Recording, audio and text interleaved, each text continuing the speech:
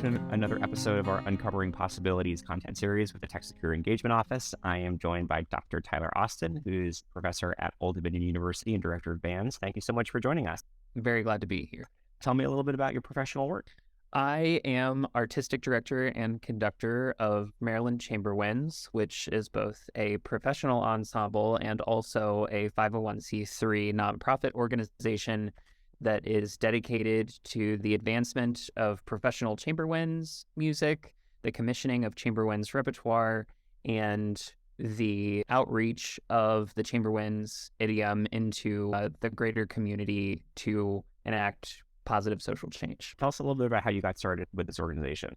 I started the organization in 2015, and I sort of was asking two questions. The first one was, how can I experience the highest level music possible as soon as possible? And the second question was, how can I create experiences in the place where I grew up for people, young musicians like myself, that otherwise would not have the opportunity to experience them? And I was talking with a very good friend of mine and just kind of ruminating on all of this. And I just kind of threw out into the greater cosmos, let's start a festival. And she said, okay. And so the two of us kind of planned the first season. And it's really interesting because everyone told me when I was starting the project, they were like, this sounds like a really cool, interesting, fun idea. You should probably not start this year. You should probably take an entire year to plan and be organized about it. And I had no idea that we were even going to become a 501c3 at that point. I literally was almost thinking of it like a one-off. And I didn't listen to any of them because I was young and precocious and full of energy. And I started it that year. I absolutely hold that it was the right decision. But if I was going to talk with myself now, I would probably also give myself the advice to wait and be a little bit more thorough and thoughtful with my planning. But I kind of just exploded the whole thing out into existing, and it was a little bit unrefined and messy at first, just to be completely honest. So the advice that I would give myself now is wait and be patient and take your time. But I absolutely hold that it was the right decision to start when I started. And I kind of realized very quickly that not only was it accomplishing all the goals that I set out to achieve, it was creating this very high-level musical experience. And I was getting to conduct, young professional level players on really advanced repertoire. And we were impacting our community in a positive way. But I also realized that it was becoming about the human experience. And to this day, I still have 6 original members of the group that have come back every single time that we've done this. And we're now in our 9th season. And some of them have become very professionally successful, playing with major American orchestras and teaching at major American universities and internationally. And they still come back to Western Maryland in the summer. And of course, they are compensated, but never what they should be. And they're happy to do it. And they're always, they say that they're always going to be there because it's that important to them to have not only the musical experience, but also the very special human experience that we've cultivated together. Is the human experience something that you also cultivate with the community and the folks that come out to your concerts? And if so, how do you achieve that? Yeah, I think it's really become part of the whole fabric of the event. So, for example, the past 2 seasons, we've done a performance at Surrybrook Gardens outside of Middletown, Maryland. And we start with chamber music in homogeneous instrument groups around the gardens. So the bassoons and the double bass are together, the clarinets are together, the horns are together, and we kind of split them up into pods all around the garden, and people can just walk and kind of experience incidental music while they're walking around on this really gorgeous space that's so wonderfully curated. And then after, about an hour of that, then we come together under this covered space and we do an actual sit down part of the program that's mostly conducted music. And there's wine and people can bring picnics, and it's very much like a social experience that is augmented by professional level music performance. That must be really special for those audience members. I mean, I have a hard time believing that that's something that they're typically able to do during the course of the year. I mean, that sounds like a really great event. Well, especially where it's happening.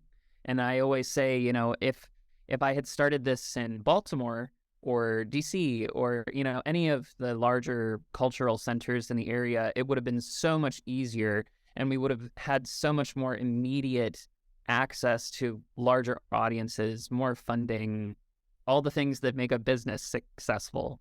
And I won't lie, it's been really, really challenging sometimes to make the business model work in the venue that we are choosing to operate the business. However, I do think that it's just more meaningful where we're doing it because these are still people that value culture and they value art, but they're not necessarily in that cultural center where it's accessible to them all the time. So when it is accessible to them, I think it can be more meaningful and more of a contemplative, reflective experience because we're drawing them into this holistic aesthetic experience through music. Something that you mentioned before is this idea of, making sure that you've got your I's dotted and your T's crossed during your planning and preparation process. But of course, there's a point where during that, you can potentially spin out or you could really drown yourself in the preparation versus just getting started. So how do you recommend folks listening as they consider their own artistic projects sort of keep those two things in tension with one another in a healthy way? I think you have to be very clear about what you're trying to accomplish. And over the course of my leadership with Maryland Chamber Winds, we have somewhat shifted in what we're trying to accomplish. But I think we've always had a very clear idea of where we're aimed, even though the aim has changed direction a couple times. So, for example, like I said, when I started the organization, it was very much about a professional level concert experience. And now it's almost shifted to how do I keep creating experiences to keep this group of people together? Because the group of people has become, as much as I care about music, and anyone that knows me knows that I take my music very seriously, and I it's an intrinsic part of my identity. The people are more important to me than the music with this organization. And so that's kind of what's guiding me.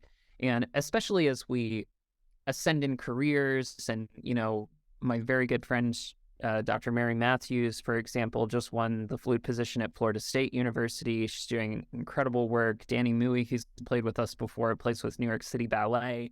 So there are these really, really high-level players that are still committed to the organization. We still need to find that venue that's going to work for us. So we're kind of reimagining how does this look as we continue to, get older. When I started the thing, we started as grapes. And I always hoped that we would turn into wine. And I think that, we're like a nice young vintage, but we're getting there, and carrying on, now we have to find a way to take that just higher level product that we've achieved over the last 9 years and figure out kind of who we want to put that in front of, who can really enjoy it. The folks that we're talking to really lead these more portfolio careers, or not necessarily on a gig by gig basis, but the totality of their professional work on a daily basis is like the summation of multiple things. So how do you stay on top of all the work that you're trying to do? How do you achieve that balance? And where does Maryland Chamber Winds fit in to your regular professional activities? I wouldn't say that I have balance, and I wouldn't say that I'm good at separating work from home. So I am not a great example for how to live a compartmentalized life. However, I am the type of person where this work feeds me. It doesn't wear me out. It invigorates me. So I don't necessarily perceive it as work in the moment. what I will say is it can be really frustrating. And right now, in complete transparency, we're having some financial growth, issues that I would like to be able to pay the players more. I would like to be able to commission bigger name composers with our ongoing composer commission project. And we operate as an organization where none of us are local to our audience. So it's very, very difficult to make personal connections when all of us are satellite and we just come together for this one very short, concentrated period of time. And so that stresses me out because I don't necessarily know how to overcome that. But it also is like a puzzle, and I think the best thing that I can do as an artistic director, because I'm curating this experience for a professional group, is just to be really transparent with them. And they know that we're operating on a shoestring budget. They know that I and my partner Brian, who is our grant writer, are working as hard as we can with as much time as we are able to put into the project. And so I think that transparency and honesty and just knowing that you're doing the work, I think sometimes that just has to be enough. And we've always figured out a way to do it. And I'm very confident that we're always going to figure out a way to do it. But it's kind of like you need to give yourself grace.